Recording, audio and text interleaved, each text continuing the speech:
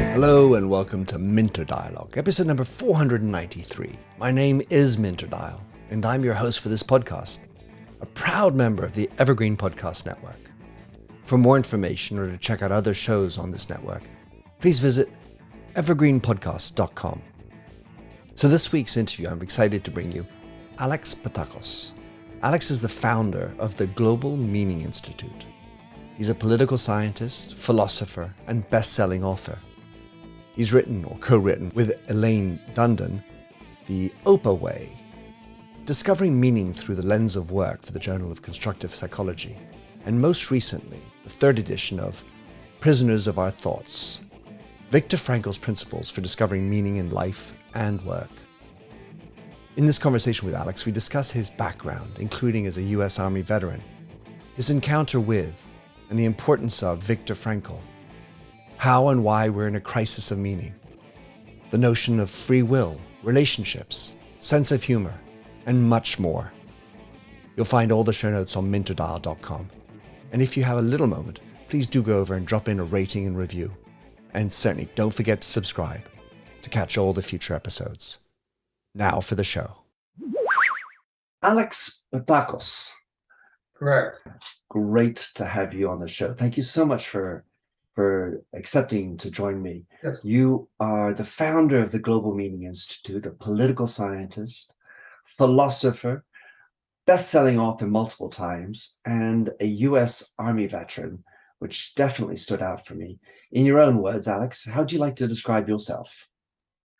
Well, because of the influence on my life, not just about my Greek heritage, but also I was very much influenced by a world-renowned psychiatrist and philosopher by the name of Viktor Frankl.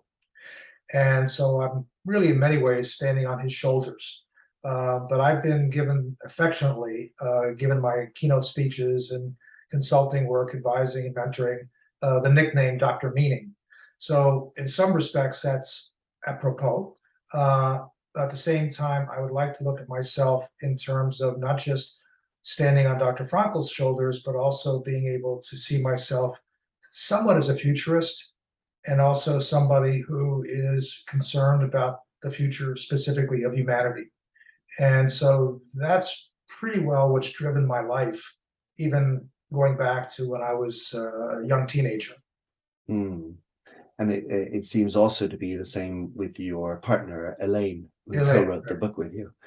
I wanted to just ask you a couple of other things, which I was digging around in your background. So first of all, the U.S. Army veteran, thank you for your service. Thank you. Can you tell us about your experience in the Army? Yeah, well, my experience, Chris, when I was in the military, it was many, many years ago, decades ago now. This was not a time when I when I came back to the States, the U.S., people didn't thank you for your service. Being a Vietnam veteran, we were perceived, myself and obviously my brothers and sisters who served, those who did were fortunate enough, like myself, to be able to get a discharge. Many of them obviously never came home, but we were looked at, very negatively. And so I'm happy to see that the impressions and the perspective on military service has changed in a positive way for those who basically put their life on the line for their countries. That doesn't mean that I'm not peace-loving, but I also want to make sure that my service was something that I respect and that the people that around me recognize that it was something that I did, as a young person. I mean, I have to share with you, I entered the service, I was just in my late teens, and I actually volunteered for the draft, the Vietnam draft, with a close friend of mine. We were promised when we volunteered that we'd stay together, we'd serve together, etc. Instead, he went one place for training. I went to an entirely different location. He never made it out. So I'm, in many respects, I'm living my life not just with passion and with meaning for myself, but also for the many brothers and sisters who weren't so fortunate as I am. So that really drives a lot of my work. In the service, I had a variety of jobs, but my primary responsibility mainly because of my testing and the fact that I was given really a blessing in many respects by being trained to work in the psychology, mental health area. Now, this is before we had anything called PTSD. We didn't even call it battle fatigue, and it was basically man up and shut up Get and on with it. right to that thing.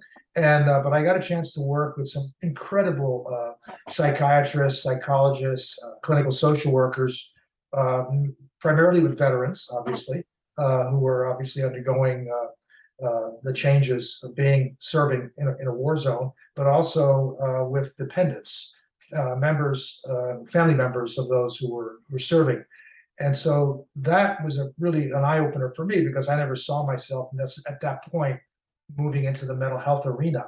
And because I worked with some people, besides being overseas, I worked stateside as well. But primarily, my time that was probably the most milestone for me was my experience working with veterans in Heidelberg, Germany. It was West Germany at that time, and I worked with a very profound, in my way, mentor psychiatrist by the name of Dr. Alan Jong, who was the husband of Erica Jong. If you know the author Erica Jong, she wrote a book called Fear of Flying, and so he made a major mark on my thinking.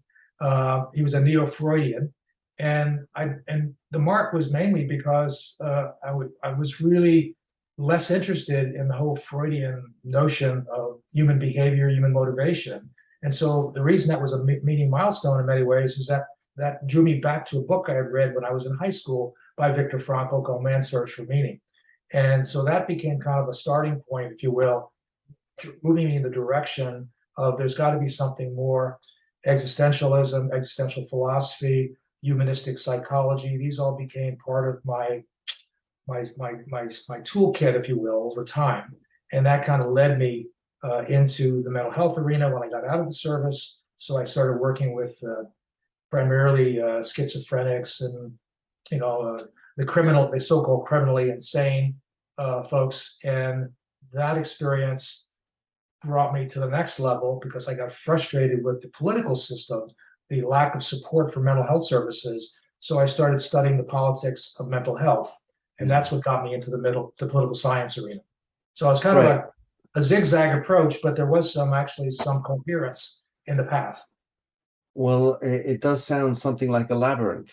It is definitely a labyrinth, and as you know from looking at Prisoners of Our Thoughts, and we wrote another book called The Opal Way, which is referenced in Prisoners of Our Thoughts. The idea of a labyrinth is different than a maze because it really is an opportunity to, one, get in touch with yourself, to slow down, to be mindful, to kind of connect with what we call your true nature, your core essence.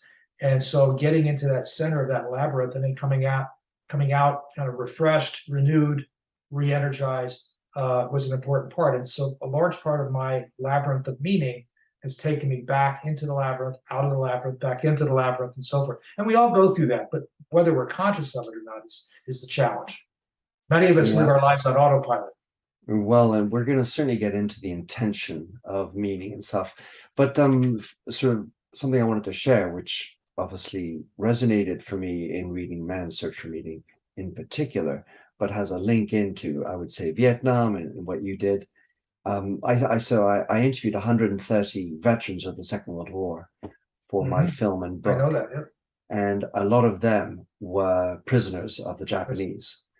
And so for never having served, never having been a prisoner or mistreated in any way, I think back to all those conversations with them who suffered such incredible things, such as Viktor Frankl and his family, 600 million Jews and so on, experienced, and how that frames your life and it participates in giving you perspective and also can wire your brain differently. Definitely. I was when I think of the idea of searching for meaning, when you talk to somebody who's young, who's sort of starting out, they don't have enough experiences yet. Maybe they don't have the wisdom, they haven't tried enough stuff. And my observation has been, more often than not, that the people who are on this trip, who, let's say, believe in the ideas of how meaning is what it's all about, have typically had a near-death experience or some big trauma that opens their eyes, and then they become a leader of the idea. In your book, you say you don't need to have a harsh experience to do it, but it's been my observation that it seems to be the biggest eye opener of perspective, of seeking a deeper thing than just having another big swank car or house or whatever material object as the way to really open the door to meaningfulness. No, I agree with you. I think the reason that we try to write challenges in life along a continuum is that a lot of people, and as you point out, especially even young people who don't have a lot of experience, or maybe they haven't gone through a major trauma, although the last couple of years have kind of opened up a lot of people's eyes, having to deal with COVID and all the restrictions around that and the fear factor and so forth.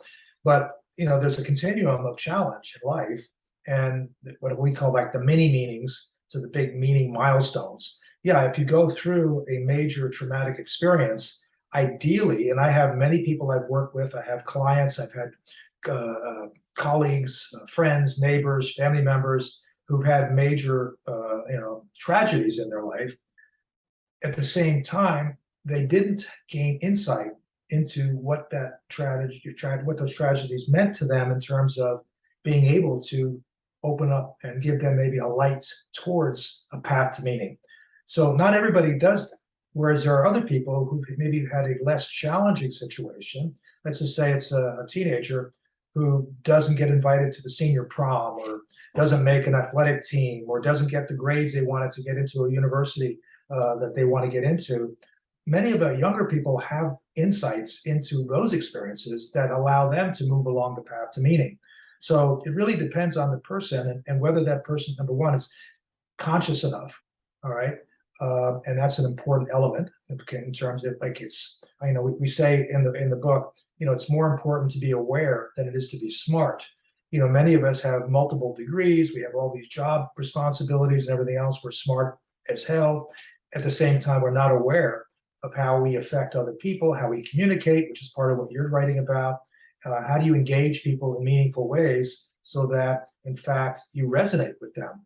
And so the idea is behind the meaning definition that we provided in our writing is meaning really kind of comes down to the notion of to what extent can we connect to our true nature, our core essence. What does that mean? When I was younger, we had classes, we had sessions on value clarification, for example. We had encounter groups. We don't have a lot of that now. And in fact, we've dumbed down the educational system in so many places around the world.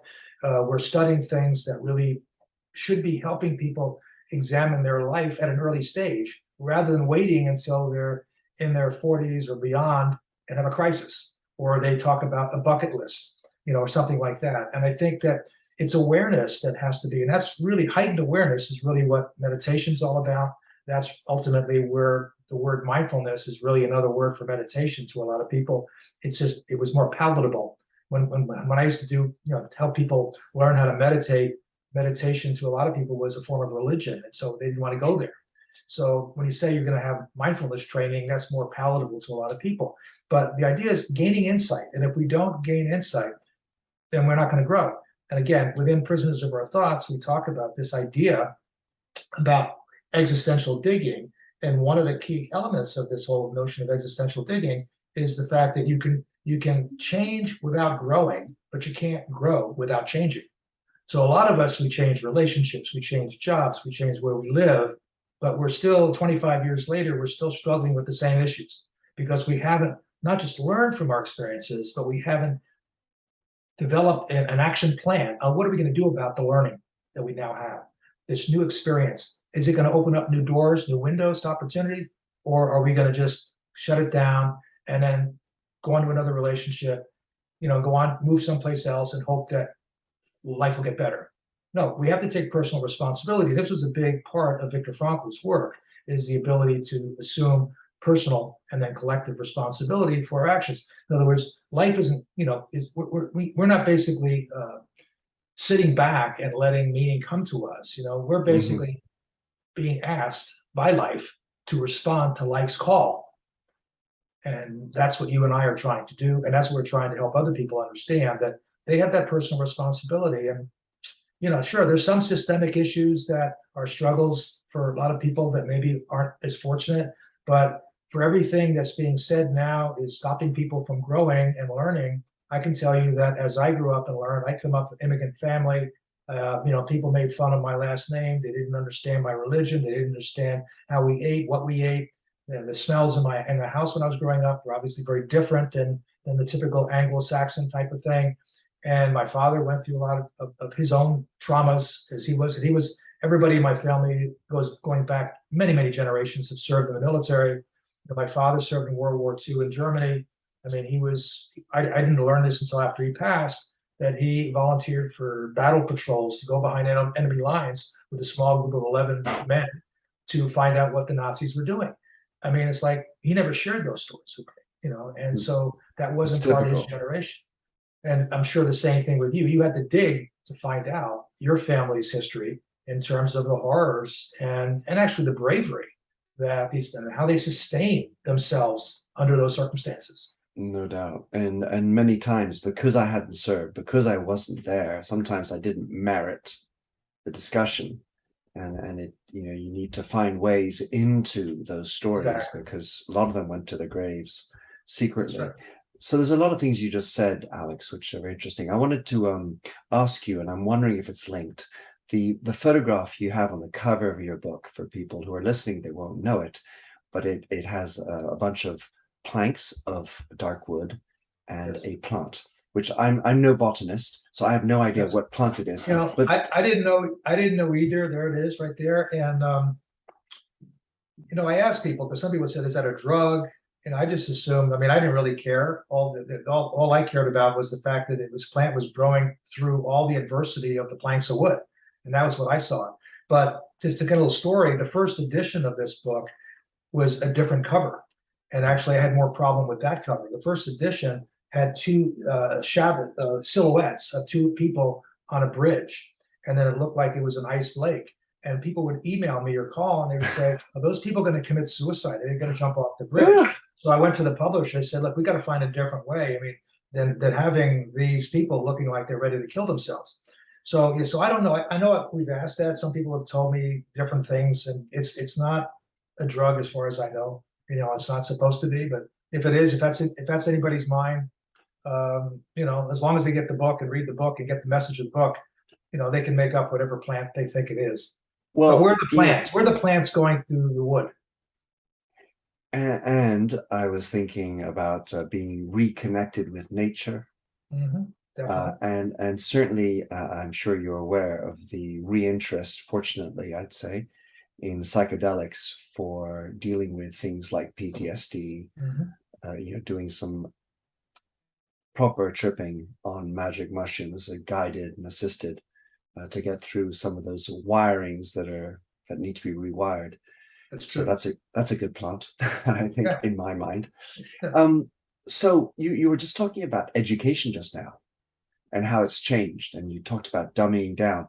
So the narrative in my mind at some level is we got so many people, so many highfalutin degrees, that they possibly are more cognitively loaded with so much information that it's made them somehow stupid in some way, or blind in mm-hmm, other ways.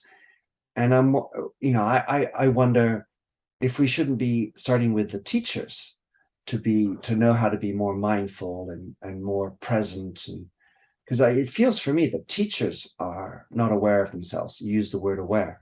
Yes. Be aware, and if you're not aware, then it's very difficult to transmit. Yes.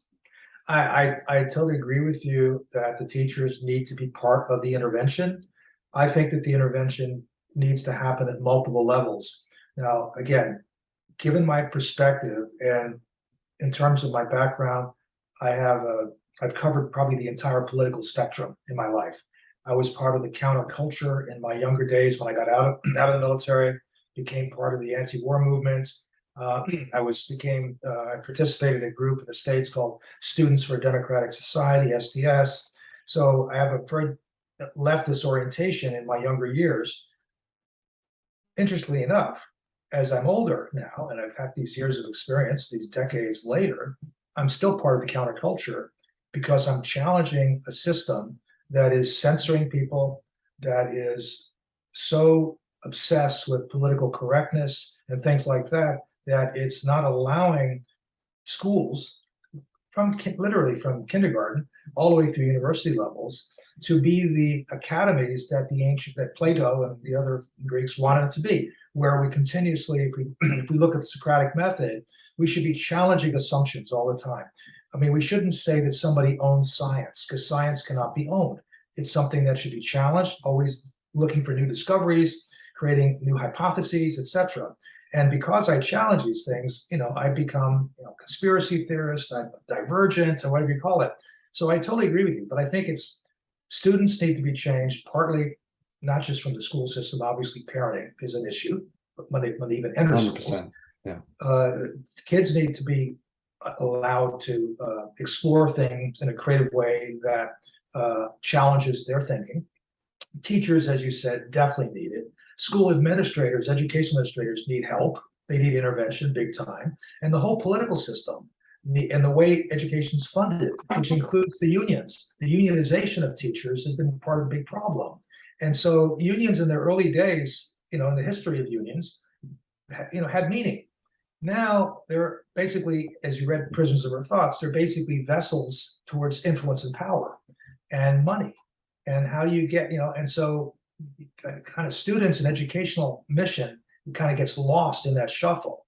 And I've even seen that over the last 2.5 years during the pandemic, is that a lot of the things, I mean, we already know this, and I'm sure you've heard this from where you are, students have been really given a rotten deal in all levels of education with online learning, basically the whole, even the virtual space that you and I are in right now is not the kind of teaching that I would want. This should be supplementary. This should not be a primary thing to get a degree. I know so many people that feel totally like they got the worst education possible, including university degrees, because they were done online.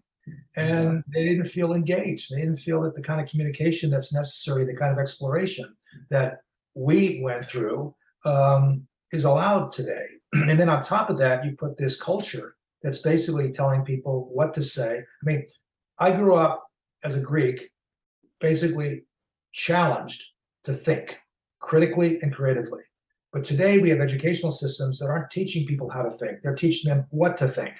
And that is a major, and I think, a disaster for the educational system. And so people in the United States and Canada, I mean, eventually, we're going to be dealing with people from China and other countries. They're going to be so far ahead of us that we're kind of, we're worried about what gender people can identify with at a grade school level when they're learning everything from science, math, and engineering, and and writing. I mean, look at the writing skills of young kids today compared to what and so I think it's a multi-level analysis that has to be done in order to reform education in a way that is more than just we can't point blame at just teachers or just students or just we've got to do it in the whole system needs an overhaul, and that's my feeling. And of course I get in trouble for saying that. So many people ask me how I felt when George Floyd was killed. And as I sit across a table from a black man who's about to talk about how the murder of another black man felt, I don't think it really matters how I feel. Hello, I'm Stephen Dorsey, host of Black and White from Evergreen Podcasts. We'll explore and explain how white advantage, bias, and outright discrimination continues to plague our society. Black and White is available wherever you listen to podcasts. Well, I agree with you, and so be it should I get in trouble for agreeing with you, because this is what I'm trying to do, is find ways for us to re-engage with meaningful, critical conversation. And if we're just told what to think, then I'm thinking, well, artificial intelligence is going to whip our butts in 2 seconds, because what makes us different is our ability to create, to intuit, and to feel. And if we're not allowed to do those things, of course, there's another element of feeling in there. I'm wondering, Alex, to what extent this is part of your new book, which I read you are writing about public administration and the search for meaning, rediscovering the soul of government. Is that in there? It is a major part. That's a major message that I want to see come out of this book. But it builds upon the previous writing that I've done, not only with Elaine, with the books that you mentioned, but also, I write for Psychology Today, and I write, other places as well in the public sector and so forth. But I think it is an important point relative to this podcast and the work that you're doing. You mentioned that logos is a Greek word. Now, logos is traditionally looked at as meaning in English, reason, meaning, rationale, whatever. But as we said and stated this in our book, that the logos has ancient, pre-Socratic interpretations and definitions, and it actually has spiritual implications. And so when you look at the word logos, which in the Christian theology, logos is the word, which is the word of God in the Bible and so forth. But if you look at the logos back in the days of pre-Socratics, it really comes down to soul, spirit, which is the essence of meaning, which is what I'm talking about, the core essence. What's our core essence as human beings? Our core essence, our true nature, is really grounded in spirit and soul. And so when you look at the word dialogue, okay, which is obviously something that you have here, when you think about dialogos or dialogos, however, I don't know how you're pronouncing it, but it's actually two Greek words, and dia or dia is passing through. So the idea is that when you have an authentic dialogue, and that's dialogue itself is rooted in the word logos, and the logos is the root word of logotherapy, Dr. Frankl's. We're actually talking about connecting people, not just so they come up with a common understanding of something, they're resolving an issue, a problem, whatever, but dialogos, the true dialogue, is about passing through the members of this conversation on a spiritual plane. So we're connecting not just cognitively about understanding the issue, we're connecting on a spiritual plane. And so when you have an authentic dialogue taking place, and I've done this all over the world, where I could not even speak the same language as the people in the room with me, but we resonated with each other. It gets down to a quantum level. We were able to connect. We could feel each other's energy. And true dialogue is like that. So if you have a dialogue, when you are working, say, at L'Oreal, and you're having a meeting, and everybody's really open, and they're transparent, and they're having a really great conversation, a meaningful conversation, as you would say it, and then somebody they don't like sticks their head in the door in the room. What happens typically? What typically happens, the energy in the room takes a dive. All of a sudden, people want to clam up. They want to shut up. So what happens then is that true dialogue is something which, authentic dialogue is something that really requires an understanding of how to elevate the human spirit. And I think that's what you are trying to do. That's what I'm trying to do. Because it's not just learning about it. Because you're right. If that's the case, then we just use AI, right? Because we can program computers to know facts and make connections. But there's something that's deeper than that drives us as human beings. And that's why we have to be able to control the machines and the technology before they control us. And unfortunately, we're moving in the direction of transhumanism, of all the things that are happening with mRNA. And those are scary things. I mean, and I'm telling you this as somebody who's got experience in this. I mean, I'm actually the IBM, and I know I'm going on here and on here, IBM credited me as being the inventor of the electronic visiting professor. Because when I was teaching full-time, I was in a university in the States, University of Maine. I was in the University of Maine, which is in central Maine, north of Bangor. Yeah. North of Bangor, in Orono, the town of Orono. And I was trying to get students to feel that their education in the University of Maine would be just as good and just as qualified and just as credentialized as somebody getting it, say, in Cambridge, Massachusetts. And they're at MIT, Harvard, whatever. So we didn't have the resources that you would have, say, in Boston, in Washington, D.C., New York.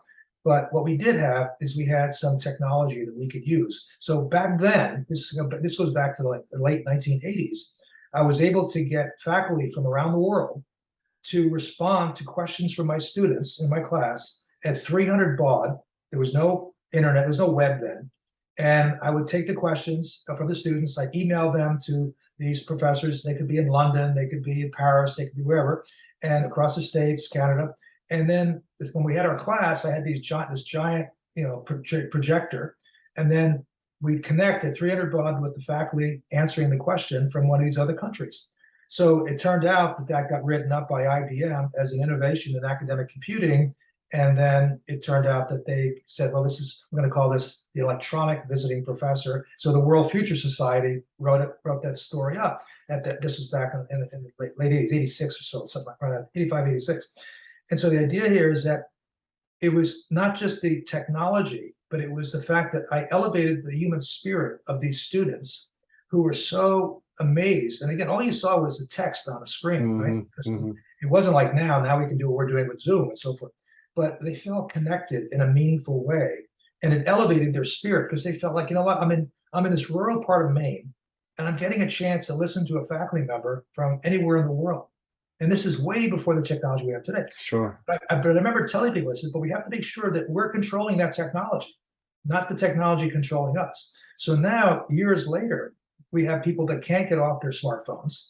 We have people that can't get disconnected. I mean, to disconnect somebody, it's like you take a teenager and you take away their cell phones. I mean, they feel like they got to keep on texting people. And it's like, I mean, they're addicted. And so the idea here is that we have to be careful that people don't lose their humanity, because that's exactly the direction that this whole transhumanism trend is going. Is that, eventually we just inject people. We can tell them what to think, how to think. We're always, you can get your Google glasses and you can, you're always online, you're in the metaverse, and there's not, well, I don't want to live in the metaverse. I want to live with people who are talking face to face. That's why I love going to cafes where we actually have a coffee and we talk to each other. And we have and we can smell each other. And we smell each other. We touch each other. I mean, it's like, that's the part that is concerning to me. And this is what I say in terms of trying to help the future of humanity, is I don't want to see the dehumanization accelerate to the point where all of a sudden we can't turn back. We're stuck. We passed the point of no return. Yeah. Am I off? I'm probably off target here with you. No. I love it. Hey, listen. Okay. No, Alex. I roll with stuff. Yeah. Okay. But you talk about the three things that we're struggling with: addiction, aggression, and I can't remember the third. But the topic I wanted to talk about in relation to depression, addiction, depression. Right. Yeah.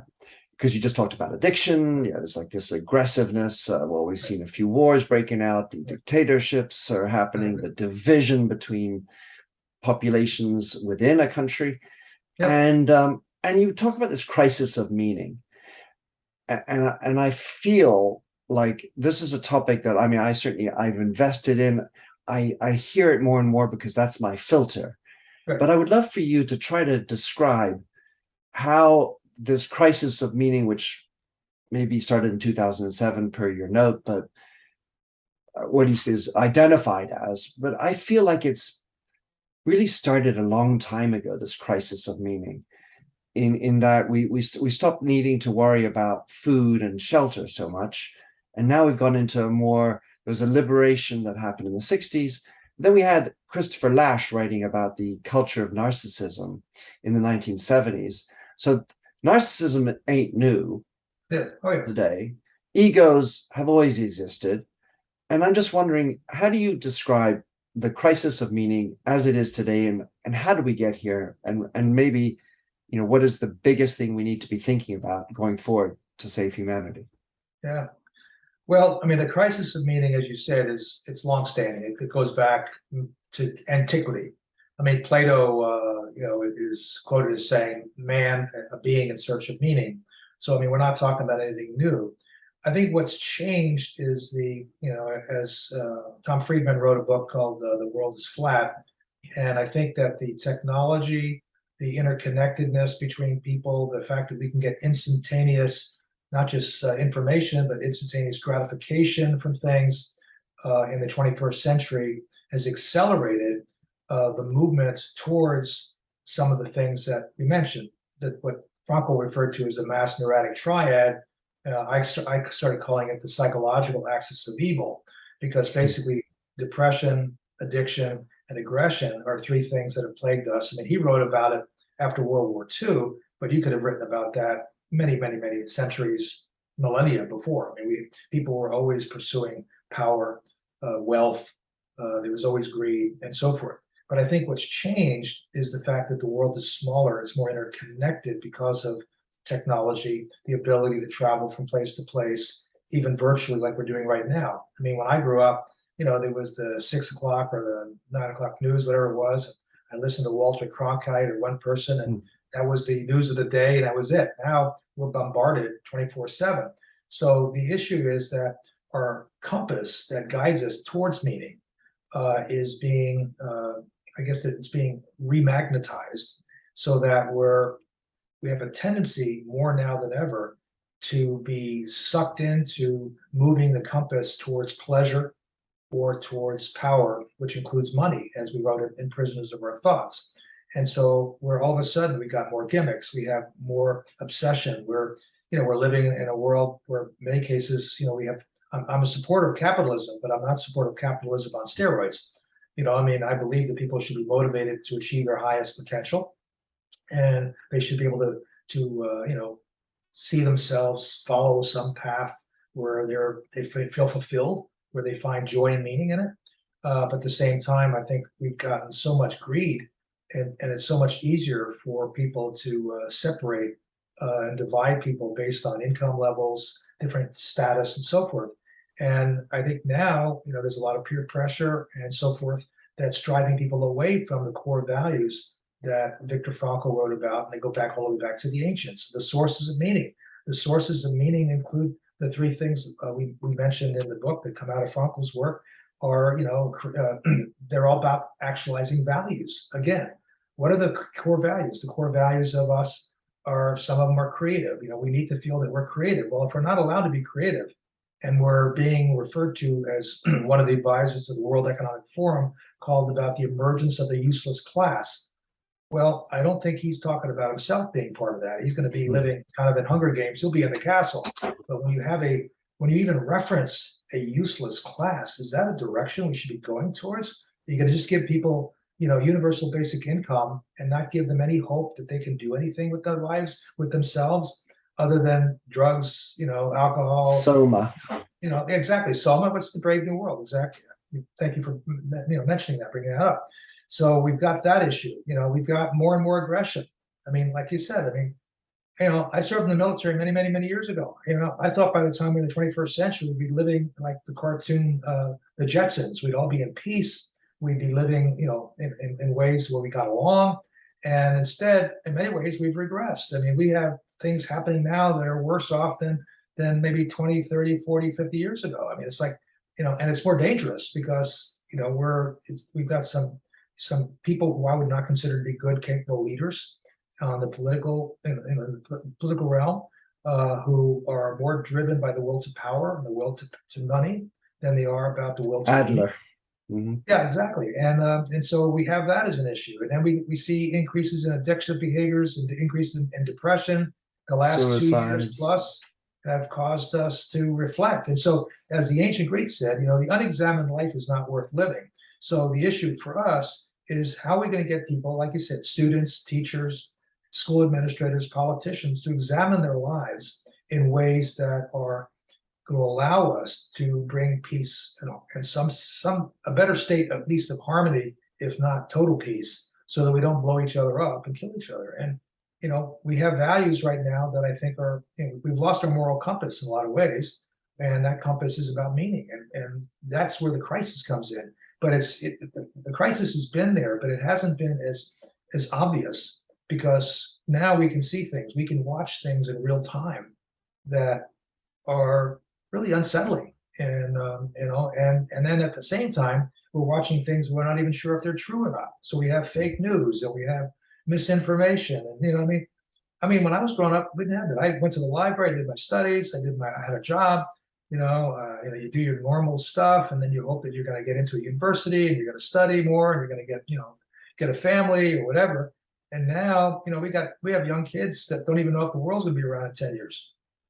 Yeah, I think there's I haven't seen any material to back up what I'm about to say, but I get the impression that while there's a lot of so much information, overload of information, fear is a driving element of the narrative. And what's interesting for me, Alex, at some level, so I've observed this me first that you talk about, the me first way of living that you talk about in Prisoners of Our Thoughts.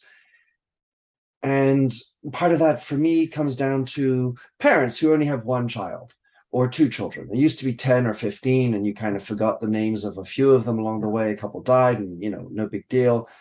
Now there's a sort of a hyper attention to individuals, a hyper need to identify in some way that makes me stand out. And in this hyper knowledge, I would say hyper education, even if we're dummying down, lots of degrees, and no community. Yeah. And I feel like they don't even have a compass. Yeah. I can see how you're saying that, because I also think that besides all the hyper stuff that you described, I think the other issue that we've had in these probably the last two most recent generations, and it's partly because of my generation being the baby boomers, we're in large part at fault. We've created generations that have kind of assumed a sense of entitlement that we never took in my age. I always had the work ethic. I knew that I had to work. I knew I had to compete, and still want to collaborate. But I knew that, that I didn't have to get, the gold star and the trophy, everything I was in. And we've reached a point now where we have so many people feel not entitled in terms of the results, what they get, but they feel entitled to be part of the decision-making process, even if they have no information or any experience in what it's about. So they're all experts because they've been on Wikipedia or they Google something, and all of a sudden they say, well, I know best. So I'm now a 20-something-year-old who's telling you how you're supposed to, live your life and what you're going to do. And they or run the university. Or run the university. And many are vulnerable. I mean, I heard just the other day about the tomato soup or whatever in the London Art Museum. It was a Van Gogh painting, and they no respect for heritage, no respect for art. It's like, they say, well, it was an oil painting, so therefore, because we're climate change eco-terrorists, we're going to activists, we don't think we should have oil paintings. I mean, it's like, where do these people come from? I feel sometimes, and I've said this many times in other places, I feel like I'm living in the Twilight Zone. How did this happen? How did the world become so inverted where we have these people that expect so much, and don't they realize that these expectations of entitlement are actually going to backfire? Because we are living in a time, and I firmly believe this, even if this has got me also in various situations where people kind of say, oh, he's a conspiracy theorist, he's divergent. But I feel in many ways it's kind of like the trilogy, The Hunger Games. We're dividing people in so many different ways through identity politics. And then we have these people that are kind of pulling the strings, living in a castle. We're all going to be eating crickets and bugs, and everybody else is going to be, they're going to be in the castle watching us on big screens while they're having a feast. And it's like, I know that's conspiracy, but the thing is, it's not a conspiracy when you hear these people literally saying things like, we're going to create a useless class because we're going to become so reliant on AI and robotics. And I'm thinking, well, where's the humanity in all that? How are people then going to feel that they are going to come and serve others when they have no purpose? They have, as we said in Prisoners of Our Thoughts, and we say this also in another way in our other book, The Opal Way, on meaning, where there's a will, there's a way. Where there's an aim, as Viktor Frankl said, there's a will. And we say where there's a purpose, there's a will. So the idea is, it's not just saying that where there's a will, there's a way. We've got to say, well, give people hope, give them some goal to achieve. And if we don't give them that, how are they going to be motivated? And so the meaning equation, because I don't know how much time we have here left. I want to make sure I get this in here. The meaning that we're focusing on and that we're writing about in this new book that I'm writing about, which is focused exclusively on politics and government and the administration of government, because I do believe in good government. As a political scientist, I believe that government, has a purpose, an important purpose, but I also don't want government to become totalitarian. I don't want it to become overreaching everything. But given the fact that we're looking at meaning, I'm just saying, okay, well, what is driving people to do good things or bad things? And what are the intrinsic motivations, not just the extrinsic? It's not just about adding more money, getting a promotion, whatever. What's inside of people? And that's where the communication skills that, the conversations that you and I are interested in, we have to get there. We have to do an inner dialogue with people so that they understand, how do I communicate with myself so I can become my best self? All right. And that's a part that I think we're losing touch with, that as we move people towards better living through chemistry, etc. Yeah, my sort of running theme is that people are attaching themselves to causes or identities with such vehemence because they don't actually have an attachment down into who they are at an inner level. Exactly. And so they project onto this other mission, whether it's flying a Ukraine flag or some other big cause, which, by the way, is horrible and sure, but the issue is they're not doing the real work on themselves. That's right. And the thing is, we can, as Gandhi said, be the peace that you want to see in the world. And the idea is that, instead of creating departments and ministries of peace, we've been focusing. First, we focused with COVID on big pharma as an industry. Now we're focusing on the military-industrial complex, where we're really fueling them. It's like it's mind-boggling. Like I said, as an Army veteran, I'm thinking, I cannot believe this. As somebody whose entire family fought for generations in the military, hoping to find peace, and we're now fueling, and we're trying to kind of stroke all these fires around the world. And you got to wonder sometimes, again, this is another conspiracy potentially, are we doing this as a way to deflect from the real issues? Are we trying to get people on causes just because then they won't look at what they really need to look at? Yeah, and part of that looking is at ourselves. Yeah, there's certainly a lot of that. You mentioned this notion of where there's a will, there's a way. And it's a question I really wanted to dig in with you, which is the notion of free will. Yeah. So I'm sure you will know Sam Harris's work, where he says that free will actually doesn't exist. As a neuroscientist, he has his approach. Yes. And if there is no free will, then it feels like it puts into play or might undermine this notion that we have a choice. Yeah. So I would love for you to sort of navigate through free will and freedom to choose my attitude to the shit that just went down. Yes. Well, if we look at free will conceptually, just like we would look at meaning in terms of challenges on a continuum, we have different levels of finding meaning. We have different challenges in our lives. Some of them to you or me might seem minor, and to another person they're major. It's the same thing with free will. Obviously, there are going to be certain things that we can't do because of physical constraints. I've done a lot of work with incarcerated prisoners, and prisoners who physically their freedoms have been taken away from them, and they're now, literally people who are on death row, who have serving life sentences, they still have free will within the context of the space that they're allowed within their life. So the most obviously one that you just mentioned is what Viktor Frankl is most well known for, is the ultimate freedom to choose our attitude.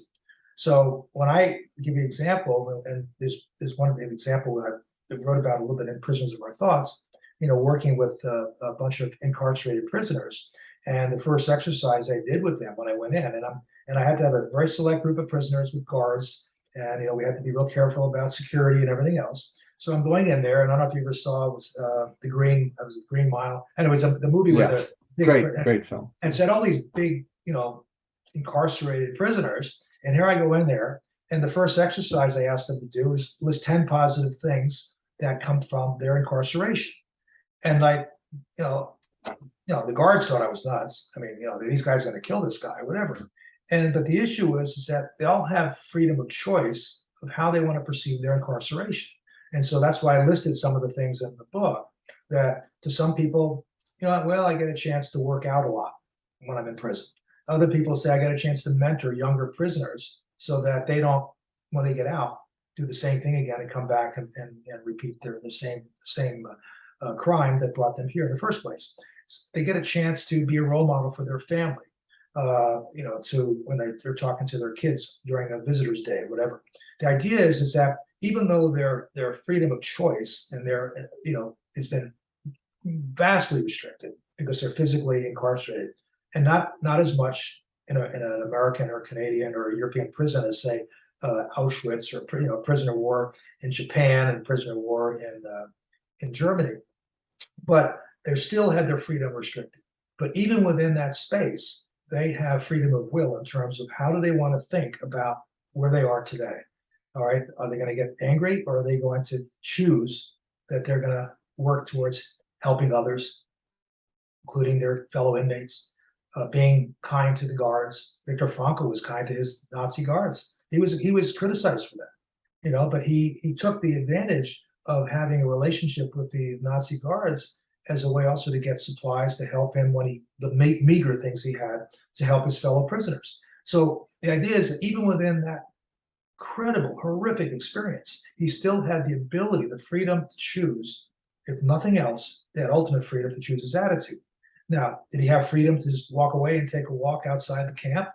Do prisoners that are in a federal penitentiary have a chance to do that? No. They may never even get parole hearing. But the thing is, you have that choice. And so to say that you don't have freedom of will, yes, there are constraints. There are degrees of freedom that we all have. In statistics, we call it degrees of freedom. We have the same thing in life. But to say that we don't have freedom of will, which, by the way, again, there's a consultant to the World Economic Forum that says that freedom of will does not exist. But yet I guarantee you that he would never say that about himself, because he has freedom to choose who he works for, he wants to get more money, whatever. And so for somebody to say that to me, I mean, I'd love to debate them on this, but, I have plenty of examples in my own life where I could choose one direction or another. That's the reason when people say, do you have regrets? Well, I mean, some things maybe, but for the most part, no. I mean, I know that I have to make choices. I have the freedom to make the choice. I also have the responsibility to suffer any consequences, negative or positive. So, well, I certainly wish that I have free will, but I also feel certain that I don't have the definitive answer whether I do or don't, because this notion that Sam Harris promotes, which is you are, from a certain genetic stock in a certain town, options of education, those kinds of things, and then the wirings that have happened over generations, and we end up being given a certain set of cards, and afterwards, how you play your cards, how you can do. I hope that we have free will, but those are externalities. Those are things that, okay, you're the genetics are not so external. Well, but in one level they are, because the issue is what I'm trying to share. And again, going back to the logos, if you truly believe that we are not just comprised of brain cell neurotic connections, we have muscles, we have tendons, we have skeletal system, circulatory system, but beyond that and beyond our capacity to have cognition, that we are spiritual beings. Yeah. All right, spiritual beings having a physical experience. If you believe that, and you believe that true, authentic dialogue is about connecting on a spiritual plane, then there are things. I mean, there are things that when you get bored. All right, that's typically a manifestation. No, but if you do get bored, that's a manifestation of a lack of meaning. All right, if you look at, we have a fuel gauge in our book, and it's a meaning fuel gauge. When you start to lose your fuel, which is your meaning, all right, and you're no longer fulfilled, to be the fill side of the thing. Hey, you have a choice. What do I do about it? Do I stay in this terrible relationship? Do I stay in this job? Even if I go homeless, that's a choice. You have the freedom. You have the freedom to kill yourself, basically. I mean, so to say that you don't, and I'm not suggesting that we do that, but I'm just saying is that this freedom to, and where I see the issue is on a societal level is not so much on your genetic code, because then you're going to end up having, the rise of the Third Reich, where you basically say these are the people that we accept as being genetically the right folks. And well, the transhumanists and folks, they might be thinking about that. Yeah, and so the idea is that to what extent are we moving towards? There's another great book I do recommend. It's called The Psychology of Totalitarianism by Matthias Desmet, Desmet. And he talks about how is it that we form these almost a mass psychosis where we follow the leader, so to speak, that we allow another Hitler to rise, or we allow a totalitarian regime to take over our lives. Like right now, you have a podcast. Right now, you're writing a book. Imagine if all of a sudden you were told, well, because of who you are, you cannot do that. You cannot get on the internet. We're going to freeze your bank account. We're not even going to let you have a bank account. You're going to now have to do what we say. And those are some of the things that we've started to see people experience around the world in the last 2.5 years, is all of a sudden people who were never, they just took freedom for granted. And as somebody who's of Cretan heritage, I'm not just Greek, my family comes from Crete, freedom or death, which is the Greek motto, means a lot to me and to my roots, my heritage.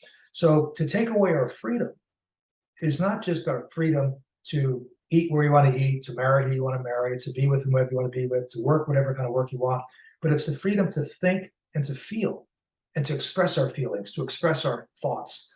If we take that away from us, all right, that's crushing. That's kind of like, I describe it in the story of Peter Pan, Tinkerbell. It's kind of like putting Tinkerbell in a box and closing the lid of the box. What happens? Her light goes out.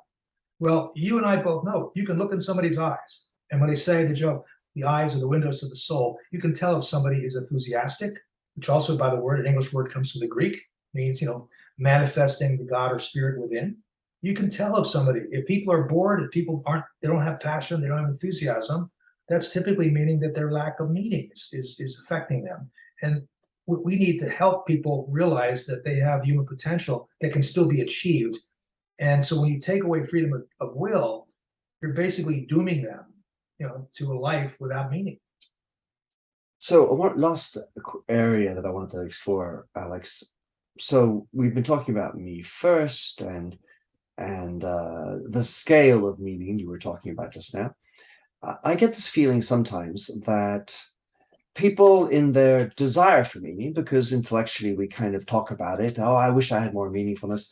Oh, so this cause, I'm going to jump on this cause and that's going to give me meaning. So I have that sort of vein of meaningfulness. And then the second one is meaningfulness is doing anything to ingratiate me, ensure my legacy, my immortality, which can include making sure my children are taken care of, to remember me, in a sense. And so you've got the sort of the small version of meaning. You have the huge version of Ukraine, of global hunger, or whatever, these big things out there.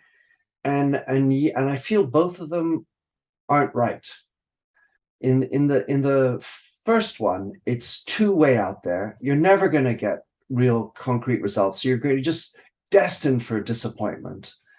And furthermore, you really haven't focused on who you are as an individual. And then the other one, which is much more about me and making me live on and everything, I want to have a name of a wing of a hospital in my name. Feeling of meaning isn't good because it's not expansive. It's not the O of OPA. Yeah, no, I understand where you're coming from, and I first of all would say I agree that there's again a continuum of meaning from what we call the mini meanings all the way to these big meaning milestones. I would disagree or push back a little bit on the idea of picking up a big cause and wanting to commit your life to doing that.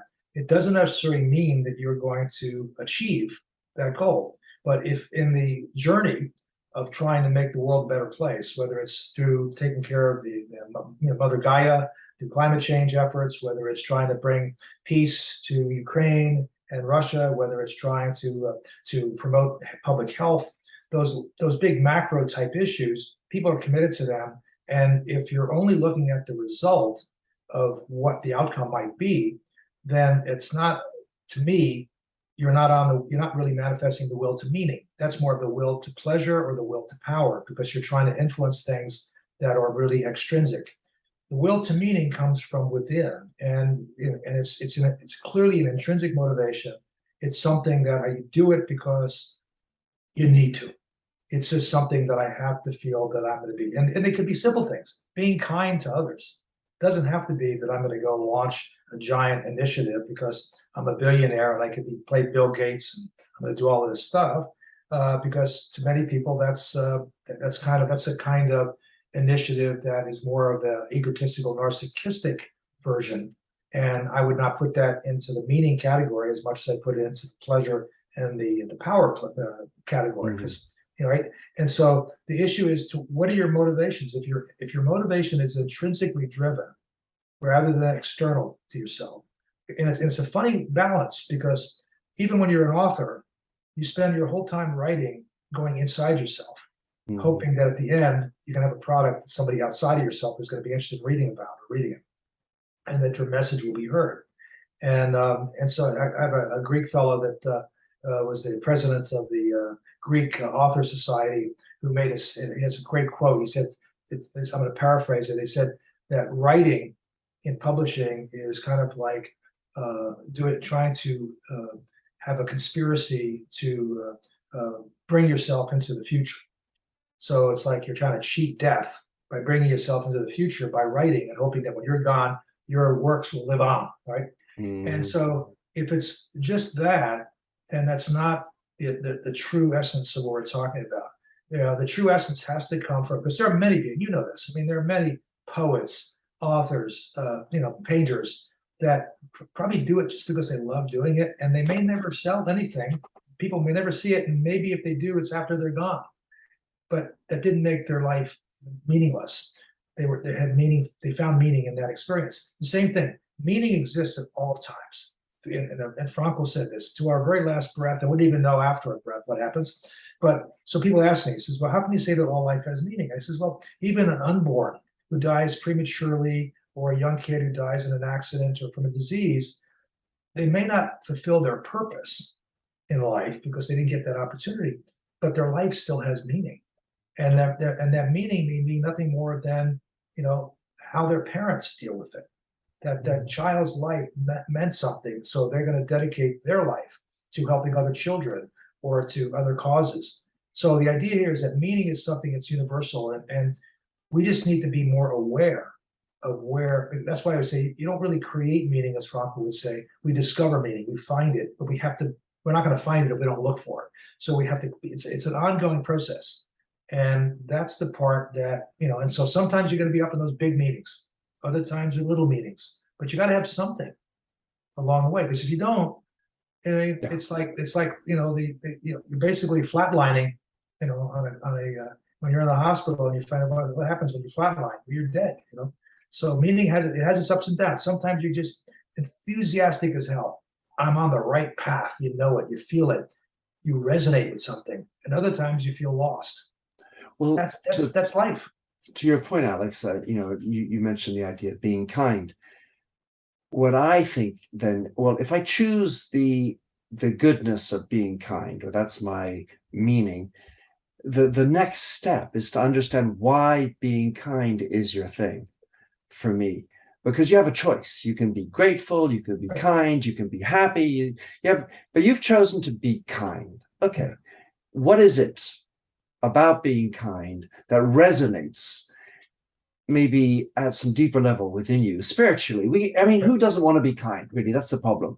And I feel like it's so easy for people to jump onto, and I call this another type of cause, be kind. If you don't do the work as to why this is the thing that has meaning for you, to make intention. So you have to discover that link between being kind and me. Yeah, and I would say I agree with that. I think that for people who are at a level of consciousness in which they are driven to gain insight into those kinds of questions, absolutely. The ancient Greeks, know thyself. The unexamined life is not worth living. We've been doing this for millennia. Not everybody is going to want to spend time. They can't go there. They can't spend time trying to figure out what drives me to be kind. But there are other people, and it could be cognitive, it could be intellectual, that they don't want to go there. And for whatever reason, it could be their personal circumstances. But then you and I both know people who are kind all the time, and they probably never ask themselves, well, why am I kind? Well, I just am. It is what it is. In Greek, we say, ine te ine. It is what it is. And so the idea is that some of us are going to go, and we're going to be the deeper thinkers. We're going to take the deep dive and say, what drives me to be kind?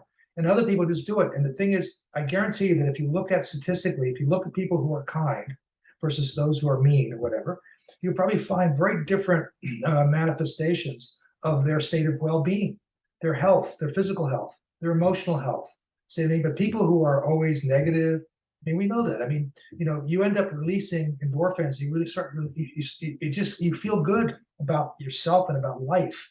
And so that might be just enough for a lot of people. They don't need to go the deep, introspective, I got to take psychedelics to find out, why is it that I want to be kind? And there are other people who just do it because they just want to do it. They just, they love connecting. That's where the O and OPA is about. They love connecting meaningfully with others. That means connecting authentically with others. Other people aren't just a transaction to them. They respect their human spirit. Even if they don't say it, you can feel it. When somebody, you can feel, I have places I go to, stores, cafes, and so forth, where I just know that the people that work there are really, they're not just, love coffee and they're not just foodies. They love the experience of being around other people. And they love making other people feel good about them and about their life. And they may not ask the question, why? Am I just a good employee? No, I mean, there's something in them, and I don't think it's just genetic, because I have 6 brothers and sisters, and I can guarantee you we're as different as you can possibly be. All right, and they think I'm nuts for the work that I do, and so and some of them are materialistic as hell. Genetically, we're supposed to be all the same. No, we're not. So Alex, really thank you for this. I feel like we've ended on a rather positive note. Yes. That we can all have meaning in all aspects of our lives. Especially interesting for those of us and people who are listening who are working, because Prisoners of Our Thoughts is really designed for and has lots of really interesting examples. By the way, very personal as well, because ultimately it's a personal and professional journey, but how people in business could tackle having more meaning in their lives. And so I congratulate you and Elaine for the writing. I loved the forward by Covey. And the fact that I got to talk to you, who talked to Frankl, is I feel like I'm just one step away from one of the titans of our world, of our universe. Good. I'm glad you used the Titans reference. It's another Greek reference. I have a friend called George Bitsanis, to name him, who he and I would have long philosophical conversations. He loaded me with a lot of Greek references. So hat tip to gorgeous Georges, I like to say. So Alex, what would be ways that you would how can people get your book or connect with you, or follow your readings? What are the preferred things? Well, I mean, they can certainly find me on Google. They can find the books on any of their online or favorite booksellers. If it's not on shelf, it can be quickly ordered.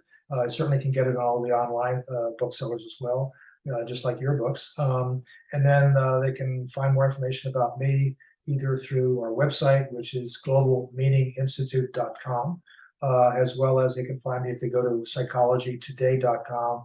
I've been writing a column for a number of years now there. A lot of the meaning articles can be found there. And just, if they get the book and read it and they got any questions, there's an email at the back of the book, and shoot an email off and be happy to respond. And your new book, when is that going to come out?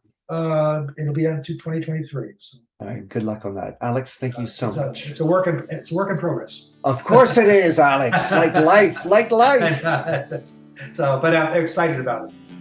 Thank you very much, Alex. And thank you for allowing me to share and have this wonderful, meaningful conversation with you today. Love it. Thanks for having listened to this episode of the Minter Dialogue podcast. If you like the show and would like to support me, please consider a donation on patreon.com/MinterDial. You can also subscribe on your favorite podcast service. And as ever, rating and reviews are the real currency for podcasts. You'll find the show notes with over 2,000 and more blog posts on minterdial.com. Check out my documentary film and 4 books, including my last one, You Lead, How Being Yourself Makes You a Better Leader. And to finish, here's a song I wrote with Stephanie Singer, A Convinced Man.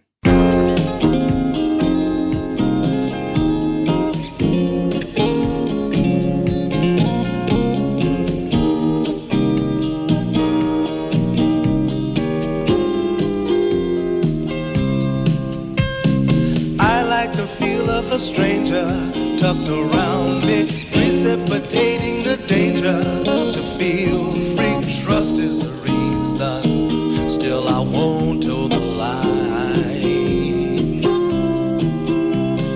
I sit here passively, hope for your respect, anticipating the thrill of your intellect. Maybe I tell myself there's no use in me lying.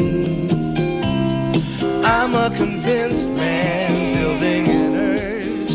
I'm a convinced man to live and die submerged. A convinced man in the arms of a woman. I'm a convinced man, challenge my fate.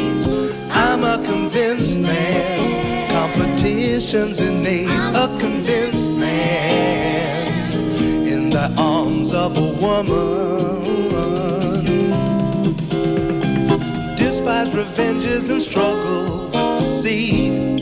Live for the challenge so life's not incomplete. What's wrong with challenge? I know soon we all die.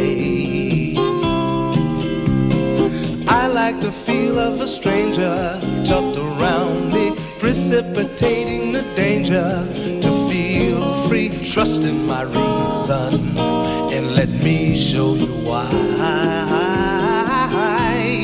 I'm a convinced man practicing my lines. I'm a convinced man here in these confines. A convinced man in the arms of a woman. I'm a convinced man, admit to the test. I'm a convinced man, I'm ready for an arrest. I'm a convinced man in the arms of a woman.